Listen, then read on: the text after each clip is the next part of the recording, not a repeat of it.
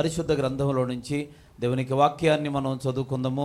పరిశుద్ధ గ్రంథంలో నుంచి యోహాను సువార్త 5వ అధ్యాయం 2వ వచనంలో, యెరూషలేములో గొర్రెల ద్వారము దగ్గర హెబ్రీ భాషలో బెతెస్దా అనబడిన ఒక కోనేరు కలదు, దానికి 5 మంటపములు గలవు. దేవునికి స్తోత్రం. రెండవ మాట ఏంటంటే ఆ కోనేటికి 5 మంటపాలు ఉన్నాయి. దేవునికి స్తోత్రం. మొదటి మాట కృపా గృహము అనబడిన ఒక కోనేరు అక్కడ ఉంది.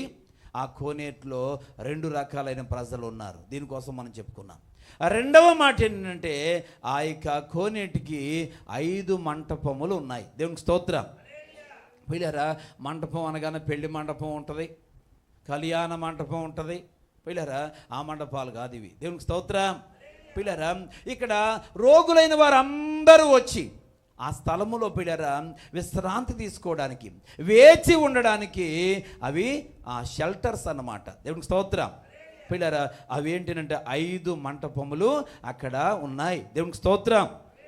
దేవుని వాక్యం వింటున్న వాళ్ళరా, అన్ని రకాల రోగాలు వ్యాధులు కలిగిన వారందరూ కూడా వచ్చి అక్కడ నివసించడానికి వీలుగా పిల్లరా అవి కట్టబడ్డాయి. ఒక మెట్లుగా పిల్లరా ఇక్కడ కట్టబడ్డాయి. ఆ మెట్ల మీద వారు నివసించవచ్చు, లేక అక్కడ వేచి ఉండవచ్చు, సమయం కోసం కనిపెట్టవచ్చు పిల్లరా అనేటువంటి రీతిగా అక్కడ 5 మంటపాలు కట్టబడ్డాయి. దేవునికి స్తోత్రం. పిల్లరా, ఇక్కడ ఈ 5 మంటపాలలో కూడా అనేక మంది రోగులు స్వస్థపరచబడడానికి వేచి ఉన్నారు. దేవునికి స్తోత్రం. ఈ 5 మంటపాలు పిల్లరా పాత నిబంధన గ్రంథములో ఉన్నటువంటి 5 కాండాలకు సాదృశ్యంగా కనబడుతున్నాయి. దేవునికి స్తోత్రం. పిల్లరా, పాత నిబంధన గ్రంథంలో 5 కాండాలు ఏంటి? ఆది కాండము, నిర్గమాకాండము, లేవియ కాండము, సంఖ్యాకాండము, ద్వితీయోపదేశ కాండము. దేవునికి స్తోత్రం. 5 కాండాలు. ఈ 5 కాండాలు కలిపితే ధర్మశాస్త్రం. చెప్పండి, 5 కాండాలు కలిపితే ధర్మశాస్త్రం. పిల్లరా, అనేక సందర్భాలలో ధర్మశాస్త్రాన్ని గురించి చాలా సందర్భంలో రాయబడుతుంది. ఏంటి ధర్మశాస్త్రం అని అంటే 5 కాండాలు కలిపితే ధర్మశాస్త్రం. దేవునికి స్తోత్రం. పిల్లరా, ఇక్కడ ఈ 5 మండపాలలో ఉన్న రోగులు అనేక మంది వచ్చిన వారు అందరూ స్వస్థపరచబడడం లేదు, మండపాలు వారిని స్వస్థపరచడం లేదు. పిల్లరా, అలాగనే ఇక్కడ ధర్మశాస్త్రంలో ఏమైతే పిల్లరా రాయబడిందో, లేక ధర్మశాస్త్రం ఏ నియమమైతే చెప్పిందో ఆ నియమం ప్రకారంగా పిల్లరా పాటిస్తేనే ఎవరికైనా స్వస్థత. దేవునికి స్తోత్రం. పిల్లరా, ఇప్పుడు నియమం ప్రకారంగా పాటించాలి అని అంటే ఈ వ్యక్తిని అడిగితే, ఈ వ్యక్తి ఏమన్నాడు అక్కడ? పిల్లరా, అక్కడ ఒక 38 సంవత్సరాల నుంచి ఒక వ్యక్తి అక్కడ పడి ఉన్నాడని యేసు చూచాడు. 6వ వచనంలో రాయబడింది, యేసు వాడిని పడి ఉండుట చూచి వాడప్పటికి బహుకాలము నుండి ఆ స్థితిలో ఉన్నాడని ఎరిగి స్వస్థపడగోరుచున్నావా అని వారిని అడుగుగా ఆ రోగి, అయ్యా, నీళ్లు కదిలించబడినప్పుడు నన్ను కోనేటిలోకి దించుటకు నాకు ఎవ్వడును లేడు. దేవునికి స్తోత్రం. నేను దిగునంతలో మరి ఒకడు నాకంటే ముందుగా దిగి స్వస్థపరచబడి వెళ్ళిపోతా ఉన్నాడు. నేను స్వస్థపరచబడ్డానికి, నేను దిగడానికి ఎవరు లేరు. అయితే ఇక్కడ ఉన్న సిస్టమ్ ఏంటంటే, ధర్మశాస్త్రం పెట్టిన సిస్టమ్ ఏంటంటే, ఏ రోగి నీళ్లు కదిలించబడుతుంది, నీళ్లు కదిలించబడిన సమయంలో ఏ రోగి ముందు దిగుతాడో ఆ రోగే స్వస్థపరచబడతాడు. దేవునికి స్తోత్రం. పిల్లరా, ఇది అక్కడ క్రమం, ఇది ధర్మశాస్త్రం నియమించిన విధి. ఖచ్చితంగా ఈ విధిని పాటించాల్సిందే, ఈ విధిని పాటించాల్సిందే. అయితే నేను దిగాలన్న ఆశ నాకు ఉంది, కానీ నేను దిగలేకపోతా ఉన్నాను. ధర్మశాస్త్రాన్ని పాటించి నేను స్వస్థత పొందాలనేటువంటి ఆశ నాకుంది, కానీ నేను దిగలేకపోతున్నాను. కనీసం నన్ను దింపడానికి కూడా ఎవరు లేరు. పిల్లరా, అనేక మంది వస్తున్నప్పుడు వారిని ఎవరొకరు దింపుతా ఉన్నారు, వారు బాగుపడి వెళ్ళిపోతున్నారు. ధర్మశాస్త్రానుసారంగా వారు స్వస్థపరచబడతా ఉన్నారు. అదే ధర్మశాస్త్ర ప్రకారంగా నేను స్వస్థపరచబడలేకపోతా ఉన్నాను. దేవునికి స్తోత్రం.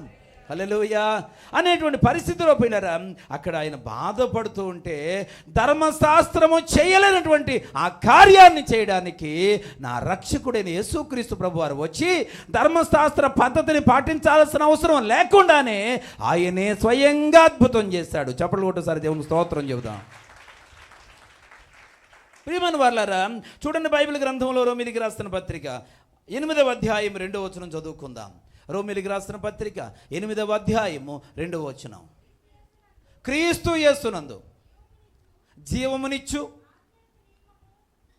ఏమండి, ఆ జీవమునిచ్చు ఆత్మ యొక్క నియమము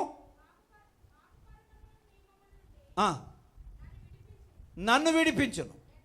ఎట్లనగా ధర్మశాస్త్రము దేనిని చేయజాలకపోయినో దానిని దేవుడు చేశాను. దేవునికి స్తోత్రం కలుగును గాక. హల్లెలూయా. ధర్మశాస్త్రము దేనిని చేయజాలకపోయినో దానిని దేవుడు చేశాడు. దేవునికి స్తోత్రం కలుగును గాక. ఇక్కడ ధర్మశాస్త్రం ఏం చెప్తుంది? ఖచ్చితంగా ఆ రోగి స్వస్థపరచబడాలి అంటే వారు ముందుగా దిగాల్సిందే. దేవునికి స్తోత్రం. మరి ఇతడు ఏమంటున్నాడు? నేను దిగలేకపోతా ఉన్నాను, నన్ను దింపడానికి ఎవడు లేడు. నన్ను దిగలేకపోతా ఉన్నాను, నన్ను దింపడానికి ఎవడూ లేడు. అందువలననే నేను 38 సంవత్సరాల నుంచి ఇక్కడే ఉండాల్సి వచ్చింది, నేను ఇక్కడే గడపాల్సి వస్తూ ఉంది. పిల్లరా, ఇక్కడ అతడి యొక్క వేదన ఇంత అంత కాదు. అయితే ధర్మశాస్త్రం పిల్లరా ఏం చెప్తుంది? నీ చావు నువ్వు చావు. దేవునికి స్తోత్రం. హల్లెలూయా. పిల్లరా, ఎంత మాత్రం నేను బాగుపడలేకపోతున్నానంటే మరి బాగుపడలేకపోతే నేనేం చేయను? నువ్వు బాగుపడాలనంటే ఖచ్చితంగా నువ్వు క్రమాన్ని పాటించాల్సిందే. అక్రమంగా నువ్వు స్వస్థపరచబడడానికి ఆస్కారం లేదు అని చెప్పేసాను పిల్లరా. ఇక్కడ ధర్మశాస్త్రం చెప్తా ఉంటే యేసు క్రీస్తు ప్రభుల వారు పిల్లరా ప్రేమ కలిగిన దేవుడు ఆయన. దేవునికి స్తోత్రం. ధర్మశాస్త్రము దేనిని చేయజాలకపోయేనో దేవుడు దాన్ని చేశాడు. హల్లెలూయా, హల్లెలూయా. పిల్లలు, ధర్మశాస్త్రం చేయలేని పనిని దేవుడు చేశాడు. అక్కడ చూసినట్లయితే డైరెక్ట్గా యేసు ప్రభు వారు వెళ్ళి అతనితో మాట్లాడి అతనికి ఉన్నటువంటి బలహీనత నుంచి అతన్ని విడిపించినట్లుగా మనం చూస్తూ ఉన్నాం. దేవునికి స్తోత్రం. పిల్లరా, ఈ రోగిని కూడా యేసుక్రీస్తు ప్రభు వారు వచ్చి ఆయన లేవనెత్తాడు, ఆయన స్వస్థపరిచినట్టుగా మనం చూస్తూ ఉన్నాం. నీవు కొన్ని విషయాలలో అర్హతను పొందలేని పరిస్థితిలో ఉండి, ఏం చేయాలో అర్థం కాని పరిస్థితిలో ఉండి పిల్లరా ఎవరో నిరాశతో ఉన్నావేమో. దేవుని కృపకు పాత్రురాలిగాని ఉండగలిగితే, దేవునికి ఇష్టమైనటువంటి వారిగా ఆయన సన్నిధిలోనూ గడపగలిగితే దేవుడు పిల్లరా నియమానికి అతీతంగా కూడా ఆయన నీ జీవితంలో అద్భుతమైన కార్యం చేయగలడు. దేవునికి స్తోత్రం. హల్లెలూయా, హల్లెలూయా. పిల్లరా, ఆయన రెండవదిగా ఆ యొక్క మంటపములు 5 మంటపములు ఉన్నాయి. ఆ యొక్క 5 మంటపాలు దేనికి సాదృశ్యం అంటే ధర్మశాస్త్రానికి సాదృశ్యం. ఇక్కడ దేవదేవుడు ధర్మశాస్త్రానికి అతీతంగా ఆ వ్యక్తికి అద్భుతమైన కార్యం చేసినట్టుగా మనం చూస్తూ ఉన్నాం.